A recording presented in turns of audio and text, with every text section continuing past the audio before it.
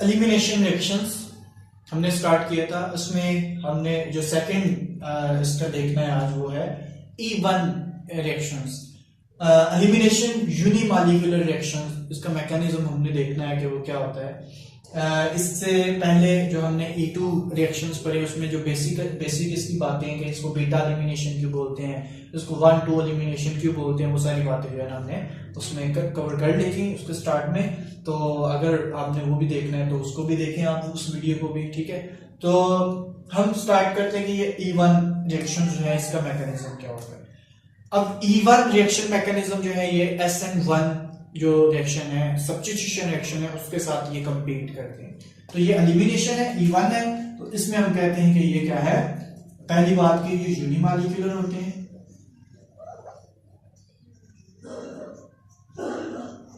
दूसरी बात कि ये 2 स्टेप मैकेनिज्म होता है, ठीक है। अब ये और इसके बाद एक और बात लिख लेते हैं कि जो टर्शरी अल्काइल हैलाइड्स हैं वो ये रिएक्शन करते हैं, टर्शरी अल्काइल हैलाइड्स, ठीक है। Give this reaction. अब इस रिएक्शन का मैकेनिज्म पहले लिखते हैं, फिर उसके बाद हम सारी बातें देखते हैं। रिएक्शन अगर हम एक देख लें जिसमें ये मैकेनिज्म फॉलो किया जाएगा, पहले वो एक रिएक्शन लिख लेते हैं। जैसे मैं कहता हूं कि टर्शरी ब्यूटाइल ब्रोमाइड है फॉर एग्जांपल। इसका रिएक्शन हम करवाते हैं अल्कोहलिक KOH के साथ, मतलब एसिड KOH बेस है ना जिसमें हमने मीडियम अल्कोहलिक है उसका। तो ये इससे हमें जो प्रोडक्ट मिलेगा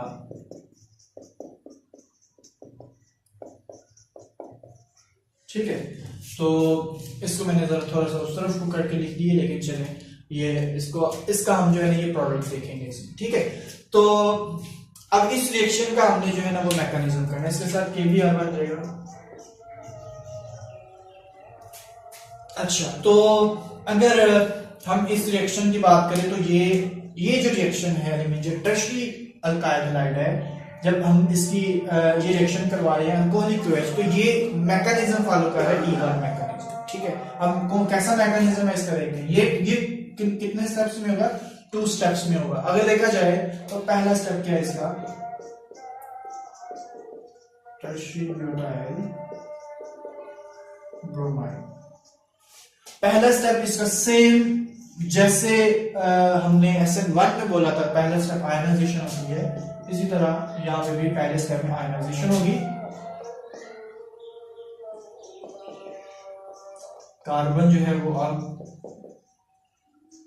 उस पे पॉजिटिव चार्ज आ गया है, ठीक है। इसकी हाइब्रिडाइजेशन sp3 से sp2 में चली गई है, ठीक है। तो अब अगर हम इसकी बात करें तो ये इसका पहला स्टेप है जिसमें क्या बना है, ये कार्बोकेटाइन बना है,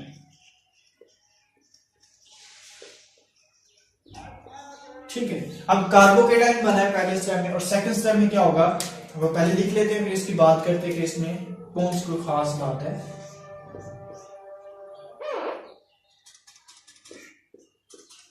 इसमें मिथाइल ग्रुप लगे ऊपर।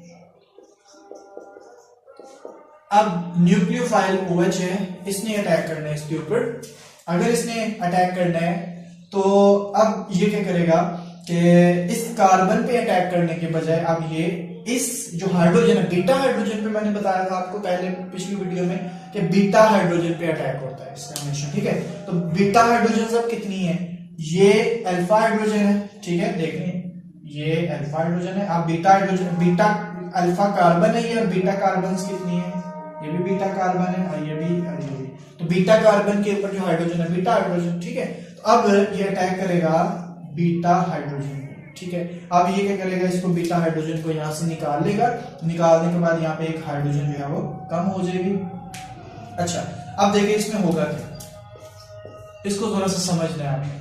जब OH हाइड्रोजन पे अटैक करते हैं तो OH के ऊपर नेगेटिव चार्ज है, OH के पास इलेक्ट्रॉन का पेयर मौजूद है। वो हाइड्रोजन को बोलेगा कि आप हाइड्रोजन जो है वो क्या करेगा कि अब वो निकल आए वहां से, लेकिन अपने इलेक्ट्रॉन ना लेके आए। जब वो अपने इलेक्ट्रॉन लेके आएगा हाइड्रोजन, तो वो ये जो कार्बन के पास रह जाएंगे वो इलेक्ट्रॉन, तो वो इलेक्ट्रॉन की मदद से वो इस कार्बन के साथ बॉन्ड बना देगा, ठीक है। क्योंकि OH के पास मौजूद है ना नेगेटिव चार्ज, उसके पास इलेक्ट्रॉन मौजूद है, तो वो उसके साथ मिलकर H2 आराम से बना देगा इस तरह H2।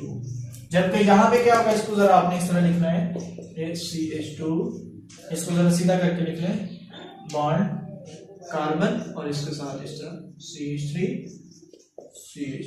ठीक है।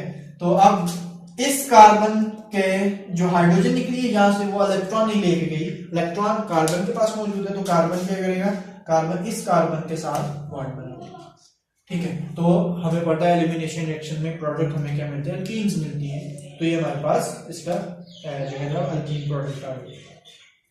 अब अगर हम बात करें तो हमने जैसे कहा कि ये यूनिमॉलिक्यूलर रिएक्शन है। यूनिमॉलिक्यूलर कैसे है, यहां पे 2 मॉलिक्यूल हिस्सा ले रहे हैं, ठीक है, जबकि यहां पे 1 मॉलिक्यूल हिस्सा ले रहे हैं। ये कौन सा स्टेप है, ये स्लो स्टेप है और ये फास्ट है। अब ये स्लो क्यों है, ये फास्ट क्यों है, देखें यहाँ पे बॉन्ड ब्रेक हो रहा है, यहाँ पे कार्बोकेटाइन बन रहा है, इसके साथ ब्रोमाइड यहाँ से इस तरह निकल। जबकि इस रिएक्शन में क्या हो रहा है, एक पॉजिटिव आयन और एक नेगेटिव आयन आपस में रिएक्शन कर रहे हैं। जब भी जो आयनिक रिएक्शंस होते हैं, जहाँ पे आयन हिस्सा लेते हैं, वो हमेशा बहुत फास्ट रिएक्शंस होते हैं, ठीक है। तो या मतलब अगर ये क्योंकि यहाँ पे अटैक नहीं हो रहा है, लेकिन फिर भी 2 स्पीशीज में ये आयनिक है, आयनिक रिएक्शंस हैं, तो इसमें जो है ना ये रिएक्शन फास्ट होगा, लेकिन ये रिएक्शन स्लो होता है। और हमें पता है जो स्लो स्टेप होता है वही रेट डिटरमिनिंग स्टेप होता है, वही हमें बताता है रिएक्शन की रफ्तार जो है ना वो क्या होगी। अगर ये स्लो स्टेप है तो इसमें कितने मॉलिक्यूल हिस्सा ले रहे हैं हम, 1 है, तो इसलिए हम बोलते हैं कि इस रिएक्शन की जो मॉलिक्यूलरिटी वो क्या है, मॉलिक्यूलरिटी इसकी 1 है, ठीक है। रेट इक्वेशन अगर देखे जाए तो rate is equal to K into concentration of alkyl halides. मतलब क्या है कि ये रिएक्शन जो है ये सिर्फ अल्काइल हैलाइड कंसंट्रेशन पे डिपेंड करते हैं, ये जो न्यूक्लियोफाइल के कंसंट्रेशन पे डिपेंड नहीं करते, तो इसीलिए उसमें सिर्फ वही alkyl halide. Order of reaction क्या होगा इसका 1, क्यों, क्योंकि इसके ऊपर पावर क्या है 1 है, तो कंसंट्रेशन पे जो पावर होती है वही क्या बन जाती है उसकी, वही उसका ऑर्डर होता है, ठीक है।